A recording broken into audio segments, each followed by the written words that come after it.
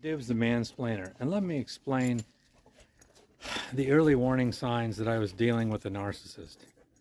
Before I ever met this person, which would have been 41 or 42 years ago, before I ever met her, I knew her sister. I knew her sister was troubled, and probably for the first semester and a half of living in the same dorm, uh, I knew who she was. I knew that she dressed in a provocative way, and I thought, ooh, she's a little easy.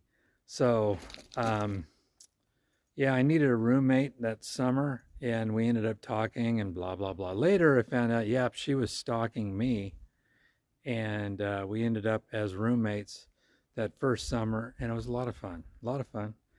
Uh, had more fun than any previous relationship in my life. Not that I had a lot.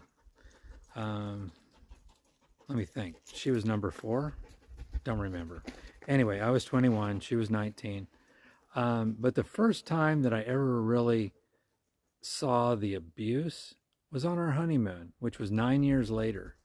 I remember we were walking on a beach in Belize on our honeymoon, and she said something previously in the day or the day before about, she used to line up a bunch of cats and make them worship her. And I thought, well, that's kind of weird. And I said something to the effect like, that's a little weird, to force cats to be praising you. And that set her off. And that was my first beat down. And of course, yep, we were already married at that point, but it had been 9 years. And I never really seen any kind of vicious attacks until that point. Another time later, we were going through infertility treatments. And so her hormones were whacked. And I remember there was one point where she truly just went into a rage. And I thought, oh, this isn't good. We're trying to reproduce and you're just maybe potentially insane. But I thought not much of it. I should have.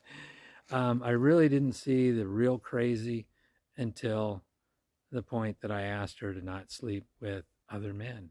And boy, that put in motion the real, true superpowers of the crazy bitch. So, now I am living in absolute fear for my own personal safety, my financial well-being.